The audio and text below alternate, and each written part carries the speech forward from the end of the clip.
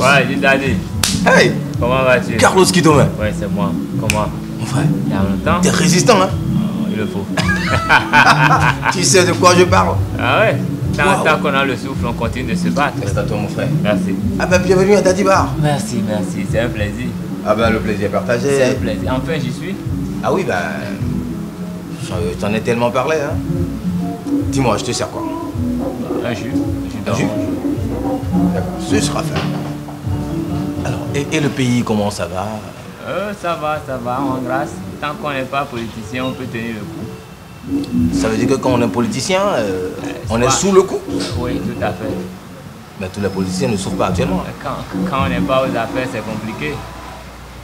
C'est seulement ceux qui sont aux affaires En tout cas, qui s'en sortent. Je crois. Ah oui? Par contre, dans le milieu culturel, ça va toujours. Avec... Ça va toujours. Ouais, c'est sûr. Donc tombe, ça allait? On tombe, on se relève et puis on est là, quoi. Ah, moi, quand j'entends ça va toujours, ça m'inquiète, hein, parce que bon, pour moi, depuis quelques années, c'est pas le beurre. Hein. Bah, tu as raison, tu as tout à fait raison. Mais bon, tu sais, on s'adapte à son milieu, donc on ne peut pas en être autrement. Bon. Quand il y a les gens qui s'y connaissent, l'organisation est bien, ça marche un coup. Quand ceux qui ne s'y connaissent pas sont là, tout est foutu, quoi. On est là, on résiste jusqu'à ce qu'il y ait une meilleure saison. Donc voilà un peu. Et voilà. Non, mais si c'est seulement les politiciens qui sont au pouvoir, qui vont s'en sortir, mais il y a un problème là. Oui, mais la politique est en amont et en aval de toutes choses. Les individus peuvent résister, mais la politique, c'est le système. Et bon. En tout cas, moi, je suis au bar, j'ai pas de position. Hein. Tu vois, ah oui, ici, je reçois les mouvanciers, les opposants, même les centristes aussi. Hein. Ouais, comme ça peut marcher parce que tu maîtrises ton chiffre d'affaires. Ah oui, tu n'es pas là à piocher tout le temps dans les caisses de l'État. Et puis bon, tu vois. Mais naturellement, hein, tu sais, au bar, il y a beaucoup d'informations. Bon, voilà. Tout y passe. Alors, dis-moi, ça devient quoi Fiesta, que tu... Ça fait 15 ans environ, je crois, hein, ou bien combien de temps? Ouais, mais ça fait... Plus de 15 ans, hein. Ça fait 10 ans, 10-12 ans que Fiesta est moribond. Qu'est-ce qui s'est passé? Ah, mais il n'y avait pas assez de financement. Pour le magazine culturel? J'ai travaillé tout le temps pour financer les parutions de Fiesta. J'ai travaillé ailleurs quand même mon argent pour faire sortir le magazine culturel. Il n'y avait pas de pub à l'intérieur? Oh, avec le monde culturel, vas-y voir quelque chose. Pourquoi les gens attendent forcément des productions politiques et tout pour pouvoir se positionner dessus comme annonceur? C'est une question d'éducation. Les gens, ils sont... Selon leur éducation, il faut mieux paraître. Il faut se positionner pour ramasser les sous de l'État. Donc, en politique, c'est bon, quoi. Okay. Dans la culture, il faut vraiment travailler, il faut produire. Ouais, bien sûr. Et donc, les gens, ils n'ont pas la patience de travailler comme il faut. Ben, tu sais, moi, j'ai commencé à faire ce magazine. Les gens qui étaient journalistes culturels à l'époque, il n'y a plus aucun d'entre eux qui sont encore journalistes culturels aujourd'hui. Ils sont tous partis. Parce qu'ils ont compris que bon... Tous ceux qui sont dans la presse culturelle au Bénin sont venus après moi. Il n'y en a pas un seul qui soit vraiment de ma génération. Actuellement? Ouais, et pourtant, je suis là. Les gens viennent, ils partent devant moi. Mais bon, qu'est-ce que tu veux? Mais on aime la chose. Wow. Là, il y a un problème qui se pose. Plein de magazines sont nés après Fiesta. Oui, bien sûr. On peut citer Tam Tam d'Afrique, on peut citer Émotion. Bon, Émotion était là avant et tout ça. Aujourd'hui, c'est... vraiment, ça ne vit plus. Vraiment. Mais ça veut dire que la culture va prendre un coup. S'il n'y a pas des canaux de transmission de ce que les gens font, c'est-à-dire du site de préparation à la réception, au niveau des lecteurs, au niveau des mélomanes et tout, il y a un problème qui va se poser. Toi, ce que tu dis, c'est trop bien ça. C'est plus sérieux que ce qui se passe dans le milieu. On se fout probablement de vous. Un magazine culturel, bon, les gens hochent la tête d'abord. Hein. Les artistes ne signent pas de contrat. C'est très rare qu'un artiste s'abonne. Tu sais, même quand on a fait un grand dossier sur un artiste, quand il vous appelle, c'est pour lui offrir un exemplaire du journal. Pas pour qu'il l'achète. Maintenant, vas-y voir quand tu vas lui demander de payer pour un encart. Le gars, il a un grand concert, il vient, il te dit bonjour. Et lui, il veut la une. Hein. Mais lui, c'est difficile qu'il t'achète 2 bouteilles de bière. Est-ce qu'il y a espoir que tout cela change au pays, qu'on ait encore des magazines culturels dignes du nom? Il y a forcément espoir. C'est l'espoir qui nous fait vivre. On vit d'espoir, dit-on. Donc, on a espoir que les gens seront suffisamment éduqués faut savoir reconnaître ce qui a de la valeur. Ok. Tu sais, quand un artiste sort un album et on l'écrit sur lui dans un journal d'information générale, c'est pas pareil que quand on l'écrit sur lui dans un magazine culturel. C'est différent. C'est pas pareil, mais les gens ils n'ont pas la facilité de comprendre ça. Les gens... Est-ce que c'est pas ça qui fait qu'aujourd'hui, nos artistes sortent des produits, mais c'est pas promu. Les gens n'ont pas assez. Non, mais toutes les fois où on a critiqué les œuvres des artistes, ils sont venus nous répondre avec des coups de poing. Ils n'ont jamais cherché à voir le fond de ce qu'on a dit. T'en as reçu aussi? Oh ouais, je te laisse pas dire, hein, je te laisse pas dire parce que... Mais écoute, aujourd'hui, tout cela nous donne raison. C'était pas la voix, la musique, c'est tout l'art des codes. Et quand vous n'êtes pas dans les codes, il faut que quelqu'un vous le dise.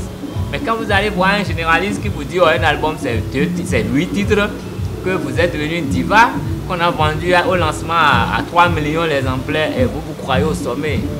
Et dans la rue, vous saluez difficilement les gens. Oh, vous avez de l'autre côté la chance d'avoir un chroniqueur. Mais après 6 mois, vous vous rendez compte que vous n'avez même pas vendu 100 exemplaires.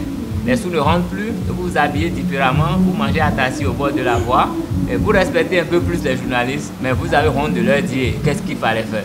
Et donc les gens ne veulent pas apprendre, c'est tout. Il y a un problème. Il faut avoir la patience d'apprendre toutes choses, et puis on est trop bricoleur là.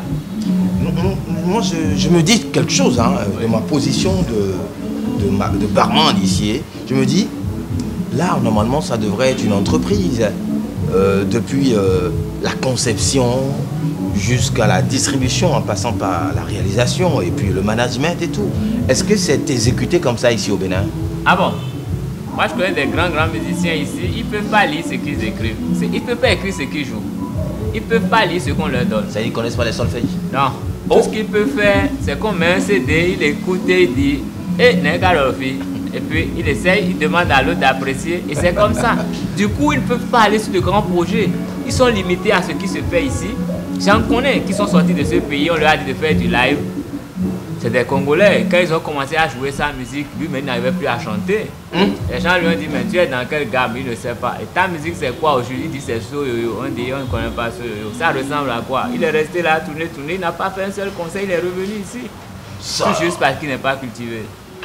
Tout juste parce qu'il ne sait même pas ce qu'il fait. C'est la honte. Et c'est quoi ce problème? Moi, j'ai suivi pas mal d'émissions et quand les gens... Tu es allé à l'école avant d'être là où tu es. Tout s'apprend. Ok. Quand on n'a pas eu la chance d'aller à l'école, on tombe dans un milieu. On a au moins la patience de retourner vers les gens qui connaissent et qui vous disent c'est ça l'ABC du métier que vous voulez embrasser. Pour devenir barman, même si vous n'avez pas fait une école de cuisine, vous avez vu faire. Et quand vous êtes venu, vous avez dû poser des questions à plusieurs personnes. On vous a donné des codes. Vous n'avez pas les codes et vous venez, vous allez mal servir. Vous allez vous transpirer à faire des efforts, mais les gens ne seront jamais satisfaits de ce que vous faites. C'est ça. Il y en a même qui disent, j'ai écouté ça plusieurs fois, ils disent, oh non, en fait, je chantais depuis le ventre de ma mère. Oui, c'est bon, tout le monde a chanté dans le ventre de sa mère, même moi. Mais pourtant, je n'ai jamais osé prendre un micro pour dire que j'allais chanter. Ah ouais? Jamais. Tu peux le faire, tu as tout le temps collaboré avec les artistes. Ah bon? Ah oui, bien sûr. Tu crois que c'est comme ça que ça se fait? Ah ouais? J'ai vu des gens devenir ingénieurs de son, mais mon gars, quand j'écoute ce qu'ils font sur 2 morceaux, je me demande si c'est pas ceux-là n'ont pas leur place en prison. Parce que c'est un crime. C'est un crime? C'est un crime. C'est un crime. Comment c'est un crime? Écoute, quelqu'un qui n'a pas appris la médecine et qui vous pique là. Il a sa place en prison. Ça, c'est la santé. C'est pareil. C'est pareil? Tous les métiers se valent. Donc ça veut dire que quelqu'un qui produit un mauvais album ou bien qui arrange un mauvais son? Écoute, je suis le prototype de ce que nous disons là. J'ai fait plus de 15 ans dans ce milieu. Tu sais où je suis allé? À l'école. Je suis allé m'asseoir pour apprendre les vrais codes du métier. Ok. Parce que bricoler n'a jamais fait du bien. N'est-ce pas? Mais c'est ça. On doit avoir cette patience. Il n'y a pas d'âge pour ça. Quand on ne connaît pas un métier, on ne le pratique pas. Soyons sérieux. Justement, tu es un diplômé récent hein, de l'école de journalisme. Non, mais quand on veut bien faire, on se met toujours en cause. Quand on se remet en question, on va chercher les cours. On a beau lire les choses dans les livres, hein, mais quand on vous l'enseigne, il y a quelque chose d'autre qui s'ajoute. Il y a l'expérience de celui qui vous enseigne qui s'ajoute. Et il y a des fautes que vous avez commises durant toute votre carrière que vous allez arrêter de commettre un beau jour. Et donc, quand vous n'avez pas fait ça, et que vous dites je suis le meilleur musicien, la preuve, combien de musiciens béninois font vraiment carrière et qui réussissent pendant 10-15 ans? Si on prend les chanteurs, c'est un album, 2 maxi. À quelques exceptions. Ces exceptions confirment la règle. Bon, un album, on disparaît, après 10 ans, on les voit quelque part, des Africains, ça n'apporte rien, ça. Carlos, c'est la première fois que tu viens ici, tu vas découvrir l'espace. Avec plaisir. Je suis là, reviens-moi. Ça fait plaisir de te revoir par ici. Hein. Si c'est pour parler culture, je suis présent. N'est-ce pas? Ici, on discute tout, culture, société. Culture, c'est bon, le reste, on peut oublier. Politique. Parce que la culture, c'est le socle de toute chose. Ah ouais. Quand vous ne connaissez pas votre culture, vous avez beau être ministre, vous ne ferez rien de bon. Parce que vous allez mimer les autres. Au plaisir. Merci. Allez, à tout à l'heure. Là, nous avons un podium pour les concerts et juste à côté, il y a le studio. Merci, Daddy. À tout de suite. Hein.